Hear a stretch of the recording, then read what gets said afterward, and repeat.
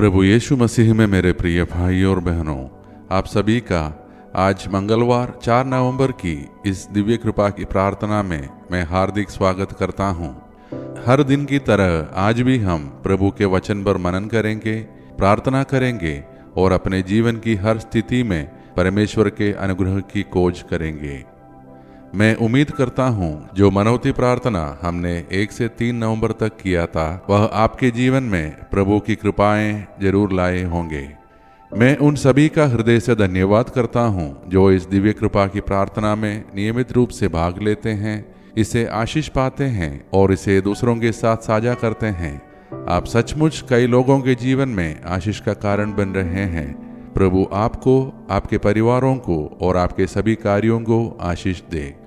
आज हम वचन में देखेंगे कि परमेश्वर ने अपने राज्य के भोज में शामिल होने के लिए सभी को बुलाया, लेकिन बहुतों ने बहाने बनाए। आज का वचन हमें सिखाता है कि बुलाहट अनमोल है और इसे अस्वीकार करना एक गंभीर भूल है। आइए हम आज की प्रार्थना प्रभु यीशु के पवित्र लहू द्वारा संरक्षण की प्रार्थना से शुरू करें।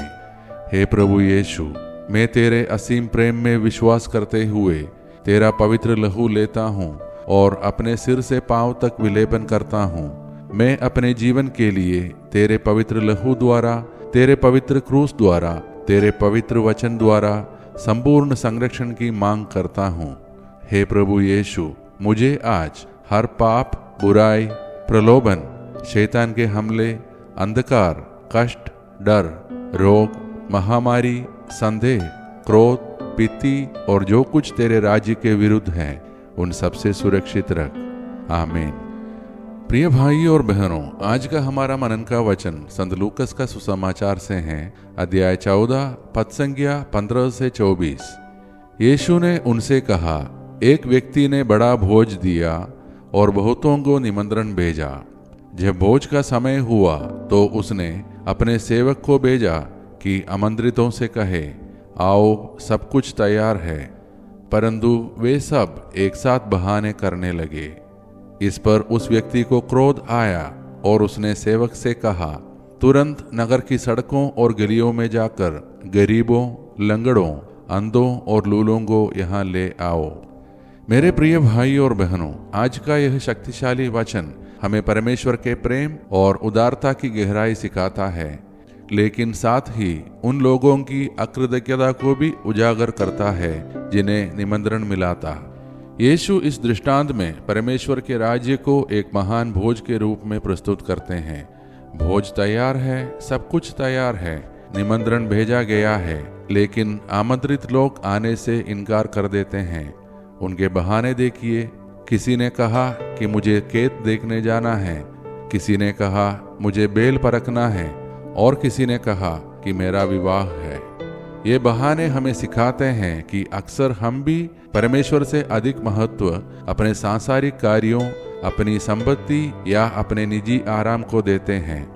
हम यह सोचते हैं कि हमारे पास जरूरी काम है जो प्रभु के साथ समय बिताने से अधिक महत्वपूर्ण है। लेकिन जब पहले आमंत्रितों ने मना किया तो घर के स्वामी को क्रोध आया। यह क्रोध इस बात पर नहीं था कि वे व्यस्त थे, बल्कि इस बात पर था कि उन्होंने जानबूझकर निमंत्रण को तुच्छ समझा। फिर स्वामी ने एक अविश्वसनीय कार्य किया। उन्होंने सेवक से कहा कि वह नगर की सड़कों और गलियों में जाकर गरीबों, लंगड़ों, अंधों और लूलों यानी समाज द्वारा नकारे गए लोगों को ले आए। उसका अर्थ यह है कि परमेश्वर का निमंत्रण सबके लिए है, खासकर उनके लिए जिन्हें दुनिया तुच्छ समझती है।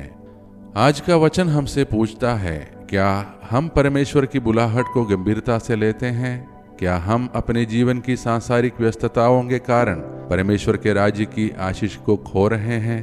याद रखें, यीशु हमें याद दिलाते हैं कि जो पहले निमंत्रित थे वे भोज का स्वाद नहीं चखेंगे। आइए हम अपनी बुलाहट का मूल्य समझें और हर दिन परमेश्वर के साथ संगति के लिए समय निकालें। तो अब आइए मेरे प्रिय भाई और बहनों, हम सब अपने आप को विनम्र हृदय से प्रभु के चरणों में समर्पित करें और मिलकर प्रार्थना करें। हे प्रभु यीशु, आज हम तेरे सामने कृतज्ञता के साथ आते हैं। तूने हमें जीवन, परिवार और आशीषें दी। हम तेरा धन्यवाद करते हैं। हम तुझसे प्रेम में चलने और तेरी बुलाहट का आदर करने की कृपा मांगते हैं। हम अपने परिवारों के लिए प्रार्थना करते हैं कि तू हर घर में स्वास्थ्य, धन, शांति और आनंद भर दे। हमें और हमारे परिवार को हर पाप, हानि और अचानक या अप्राकृतिक मृत्यु से रक्षा कर। हम अपने बच्चों और युवाओं के लिए प्रार्थना करते हैं, विशेषकर वे जो घर से दूर है, पढ़ाई या नौकरी के कारण। हम उन्हें तेरे हाथों में सौंपते हैं कि उनके स्वर्गदूत उनकी देखभाल करें, हर नुकसान से उनकी रक्षा करें और उन्हें सफलता की राह दिखाए। हम उन्हें यह प्रार्थना नियमित रूप से भेजें ताकि यीशु के पवित्र लहू द्वारा संरक्षण की प्रार्थना और शैतान को बांधने के लिए प्रार्थना उनकी डाल बनी रहे।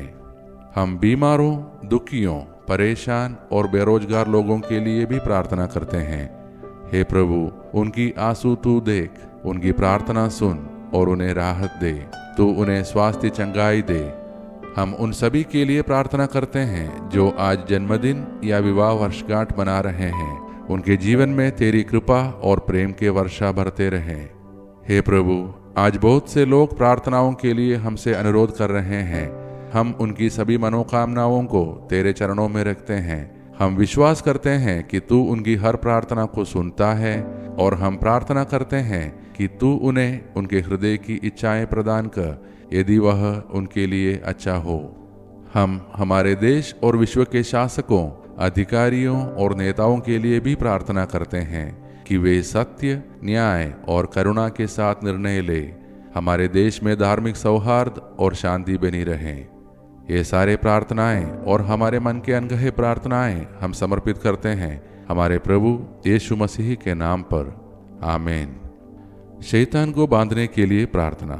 स्वर्ग और पृथ्वी के सृजनहार सर्वशक्तिमान पिता परमेश्वर, उसके एकलौते पुत्र हमारे प्रभु यीशु क्रिस्त और हमारे सहायक पवित्र आत्मा के नाम पर, पवित्र कुंवारी माता मरियम, महादूत संत मिखाएल, सब दूतों और संतों की मध्यस्थता द्वारा अंधकार के सभी शक्तियों पर, सभी शैतानी ताकतों पर मैं अधिकार लेता हूँ और उन्हें आदेश देता हूँ, वे क्रूस के नीचे हमेशा हमेशा के लिए नष्ट हो जाए और फिर कभी न लौटे।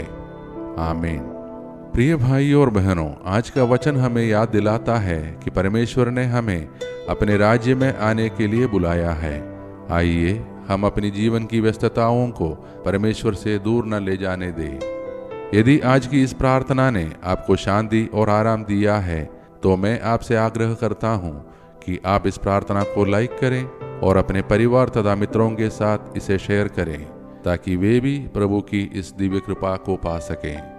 हम कल सुबह इसी समय एक बार फिर प्रभु की उपस्थिति में दिव्य कृपा की प्रार्थना में मिलेंगे।